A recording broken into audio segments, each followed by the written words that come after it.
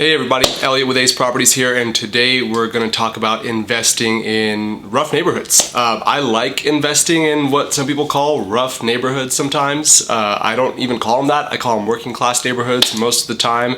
But there's a lot of upside to be had in them, and there's a lot of good reasons to invest in them, with a couple of risks that I'm going to talk about in this video as well that you got to really pay attention to make the most out of investing in a working class area that other people might call a tough place to own property in, right? So I want to start with talking about what I define as a rough neighborhood. Everyone calls properties A, B, C, D class. I don't know, that's kind of an arbitrary scale. If I were to place rough neighborhoods that I would consider investing in on that scale, I'd call them C- to C+, and some people might even say a B+ area, or a B- area, sorry, could be a rough area. I think it's a C- to C+ neighborhood by most people's standards. And if you want to take it a step further, what is that? Well, the number one thing is this is going to be a predominantly renter-occupied neighborhood. Right? This is going to be a neighborhood where there's not too many homeowners. Most people are tenants, and most properties are owned by an investor and not an owner-occupant, right? So that's one defining characteristic. Another one is going to be a pretty even balance of income sources. And the three income sources that I'm really talking about in working class neighborhoods in that C range that I like investing in quite a bit are going to be Section 8 income, the one that everyone's kind of afraid of, which I'm not exactly afraid of, to be honest. Regular income from working a job, and other fixed income sources like Social Security, disability, things like that, right? In these working class neighborhoods I'm talking about, there's usually a pretty even distribution of the three. About a third of the people we see, more or less, are on one of each of these. Section 8, regular income from usually a working class job, a blue collar job, and a fixed income from Social Security, disability, veteran stipend, etc. Right? So even income distribution is one thing. Another thing is there's going to be some crime, right? You're not going to see really low crime rates on a map in these areas, and you're not going to see really high rated schools in these areas, guys. But there's still a demand to live there. Right, so there are going to be schools, there are going to be parks. These just aren't going to be rated as well as they are in the premium neighborhoods. The crime here is going to be present, and it shouldn't be present to the degree that it affects your property, but it's going to be present, right? So rough neighborhood has slightly higher crime rates, even income distribution, schools that are not going to be rated that well, and it's going to have really not that many owner-occupants. It's going to be a lot of tenants. The benefits. Now, there's some real major upside in investing in these working class neighborhoods that I was mentioning in the very beginning of the video, and I'm going to break them down for you. Number one, the obvious one, high cash flow. Guys, you're investing for cash flow, right? So the best thing about some of these working class areas is really, really high cash flow. You're going to have a property that, I don't know, let's say a duplex in a C+ neighborhood that I'm investing in, or I'm selling property and has a market value of right around $100,000, and it might rent for $1,500 a month. Right, so that's going to be a pretty high cash flow property, because if you take this to a B class neighborhood, you're going to get the same rents, $1,500 a month, but maybe for a $180,000 purchase price, and that's just not going to generate any income at all, right? So it doesn't matter how good the neighborhood is. So C-class neighborhoods, they have a higher yield. You can make a higher return on your investment because the purchase price is lower, because the buyer, you're not competing with the owner-occupant, you're just competing with other investors who are measuring it based on its cash flow. Right? And that person is going to be more picky about the price than the homeowner that wants to live in the property. So lower purchase prices, higher rents relative to the purchase prices, higher returns on your investment on these properties. Second benefit of investing in a tough area, it's going to be a lack of competition from a variety of different investors. So you, to succeed in any market, especially in a high market like today's 2019, you want to go where there's not too many other people trying to go, right? And sometimes other people don't go to these places for a good reason, and sometimes the reason's not so great. And the rationale behind investors staying away from these rougher neighborhoods is, well, they're rougher neighborhoods, right? There's crime, there's schools, homeowners don't want to live there. But are those really problems? I don't know. We'll talk about that a little bit later. I don't think those are necessarily problems if you're an investor, but I sure like that everyone else thinks those are problems, because the locals that drive through that area don't like it, and the out-of-state investors that are newbies see it and might be a little bit scared of it because they look at these statistics online, and statistics are kind of crappy, to be honest, most of the time, and don't tell a true story. So you're getting less competition, and that means you can get more deals more easily at a lower price, and that's what's going to make you a recipe for a winning investment, right, if you can execute it correctly.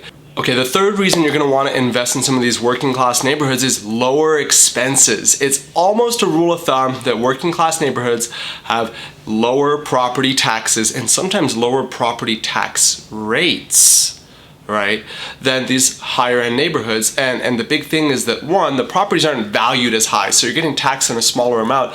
Two, there may be less voter approved initiatives where the investor has to pay a bunch of taxes into a lot of things being renovated in the area for the owner occupants that are living there. But since there aren't so many owner occupants, and there's not as many initiatives that you have to pay into, so your neighborhood's going to have a low expense ratio as far as property taxes, or is more likely to in a C-class neighborhood than in a B, or even worse, an A-class neighborhood, right?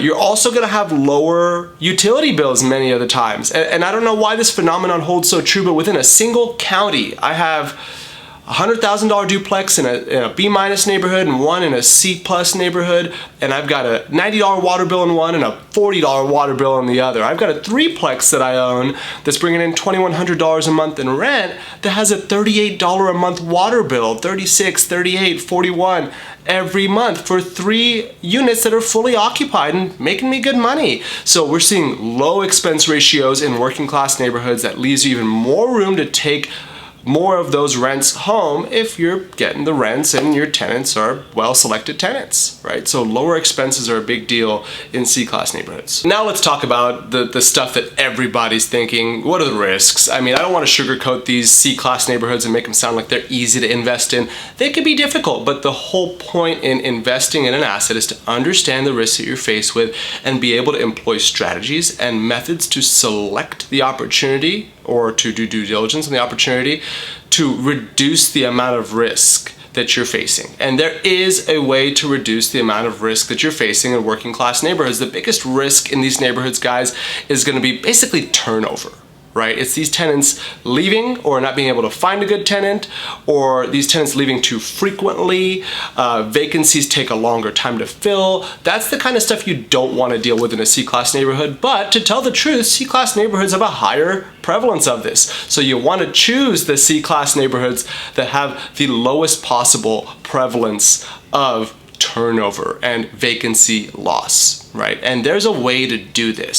So number one way to reduce the risk of vacancy loss is high rental demand. Guys, this is a big one, and there's a million different statistics you could look at to try to determine what has high rental demand and what doesn't, and which markets and which areas. You could look at the census, you could look at CoStar, the commercial real estate database, or you could look at all kinds of different data sources online that talk about vacancy rates, but guys, cut that nonsense out. I mean, those are stats that speak to broader groups of data that might not be specific to your particular property. The best way to find out if a property has high rental demand is to call people that have to put tenants in units, and that could be sellers of properties, that could be realtors that help manage properties, or property management companies in the area.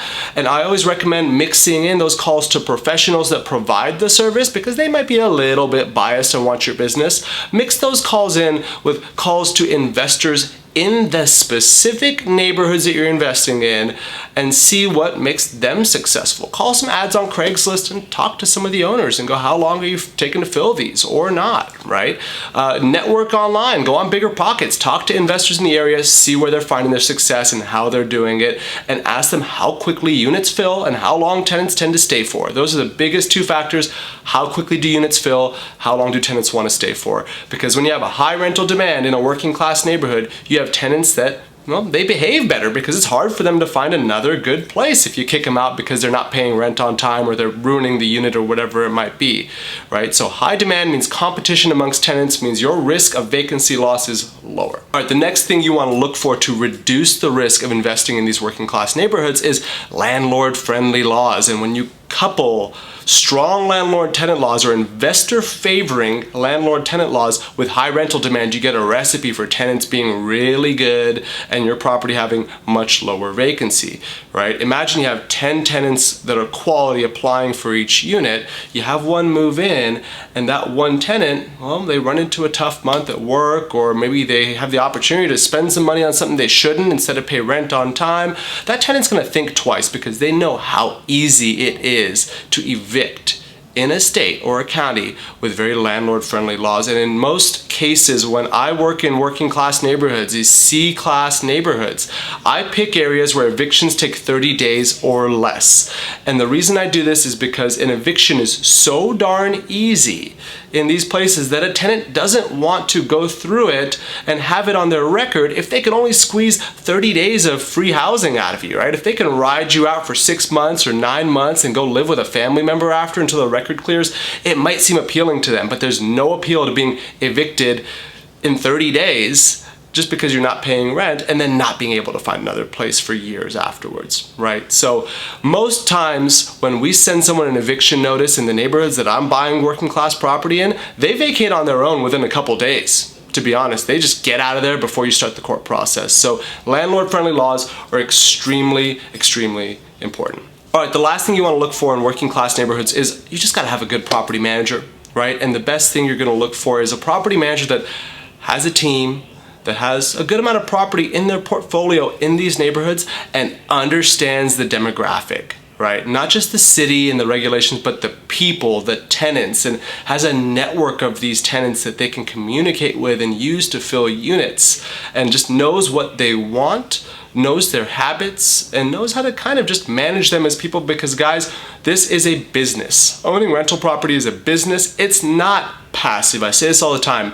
Rental property is not a very passive investment, right? You've got to be involved in managing your employee, the property manager who manages your customers, the tenants in this property. So you got to have an employee that knows the customer well. So a good property manager is really important, right? Look for one that places tenants quickly, is in touch with the demographic, the people of the area, or the tenant pool of the area, and gets maintenance done quickly and pretty cheap. That's always an important one when you're working in neighborhoods like this, right? So that's how you reduce the risk. Hit the road, start looking for deals like that. Now you see exactly why we like these neighborhoods so much. All right, get on the computer, start finding properties like this, start talking to property managers, pick the right market. Right? If you're not sure how to pick the right market, check out my video on how to pick a good market. Right? And if you really want a little bit of assistance there, we're glad to help. Just reach out to us. Right? acenwi.com is our website. You see it all over our YouTube page. Hit subscribe to join this channel. Look for more content on investing out of state in ways that people don't want to tell you to. Right? We try to do stuff that the competition doesn't really tell you about, or tell you about stuff that the competition doesn't tell you about. We got a lot of good content coming out. Keep looking out for our videos. Opt in our website to get properties directly in your email, and we'll talk to you next time.